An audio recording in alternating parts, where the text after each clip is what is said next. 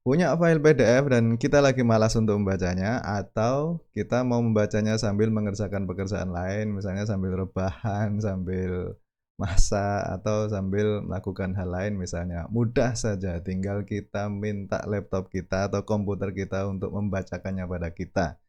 Kita tidak perlu membaca sendiri, kita punya asisten virtual untuk membacakan tulisan-tulisan PDF itu ke kita.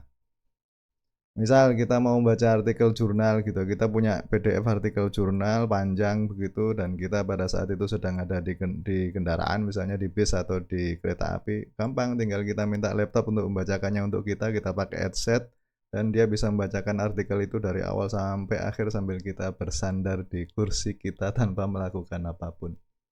Nah, caranya bagaimana? Gampang, kita tidak perlu menginstal aplikasi apapun. Kalau di laptop kita sudah terinstall Windows, operasi bawaan dari sistem operasi bawaan dari laptop kita itu Windows 11 atau Windows 10 misalnya, biasanya di sana sudah terinstall sebuah browser namanya Microsoft Edge.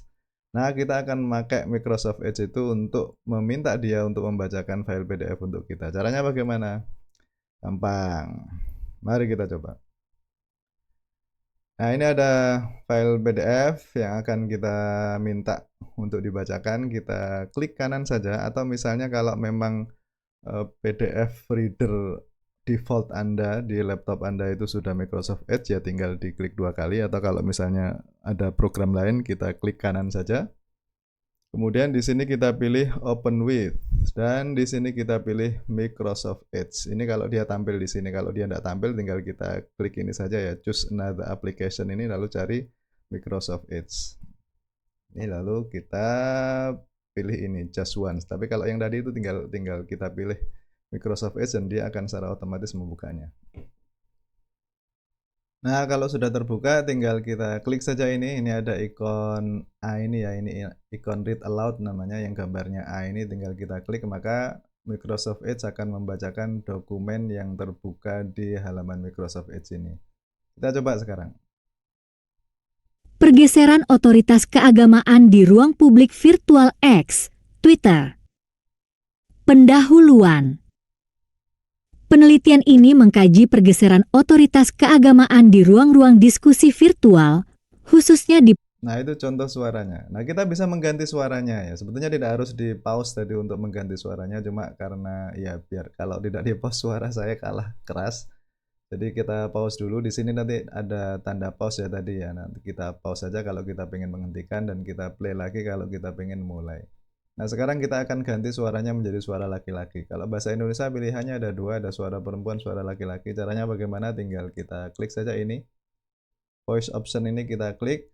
Lalu di sini kita pilih yang ini, mana tadi yang Indonesia. Nah, ini dia. Ini ada Ardi Online. Kalau Ardi itu laki-laki, kalau gadis ini perempuan. Kita coba pilih Ardi. Lalu kita pencet play lagi ya. Kita klik play lagi. Di platform X yang sebelumnya dikenal dengan Twitter. Pergeseran otoritas ini menarik terutama jika dikaitkan dengan perkembangan terbaru dalam dunia teknologi informasi, media sosial. Teknologi personalisasi yang dikembangkan media sosial melalui algoritma.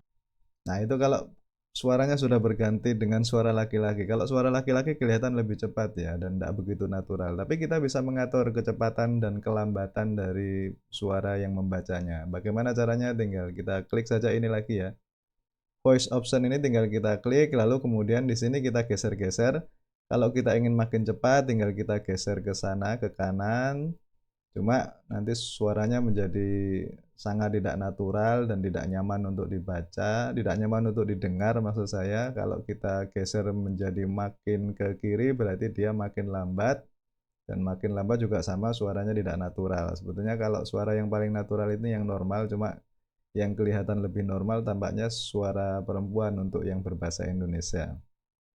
Nah, misal kita coba ya, kita geser menjadi lebih cepat, akan seperti apa suaranya. Kita play lagi. Algoritmanya mampu mengubah wajah kehidupan manusia.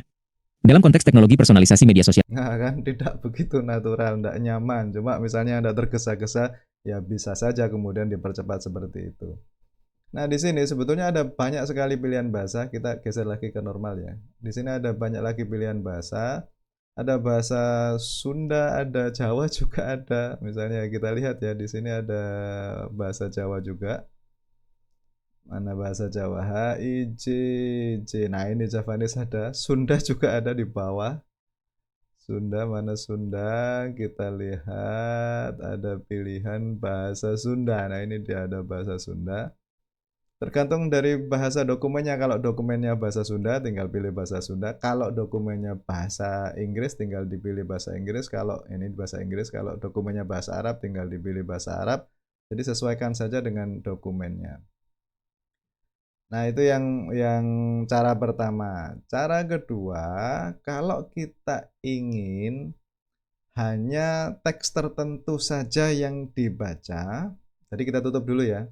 Maka kita blok dulu teksnya, misalnya satu paragraf ini saja yang mau dibacakan misalnya. Tinggal kita blok saja paragrafnya, kemudian kita klik kanan dan kita pilih read aloud selection. Proyek rasionalisasi yang terjadi bersamaan dengan proses industrialisasi dan modernisasi secara langsung menghadirkan tantangan bagi tradisi agama yang cenderung lebih mengedepankan dogma dan sifatnya yang adikodrati daripada ide-ide rasional dari ajarannya. Nah, oke, seperti itu caranya. Nah, hal lain yang juga perlu kita ketahui adalah di sini ada ikon next paragraph. Kalau di sini ada ikon paragraf sebelumnya ya. Nah, ini dia. Previous paragraph. Ini kalau kita pilih dia akan membaca paragraf sebelumnya.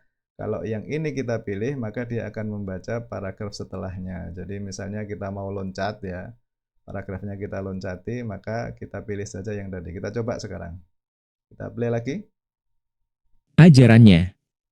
Agama dipaksa untuk melakukan proses rasionalisasi Klik ini. serupa terhadap Peter L. Berger menyoroti dilema ini.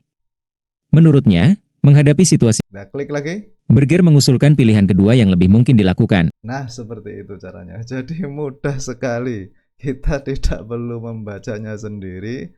Kita tinggal meminta Microsoft Edge untuk membacakan file PDF dan kita bisa mengerjakan pekerjaan lain.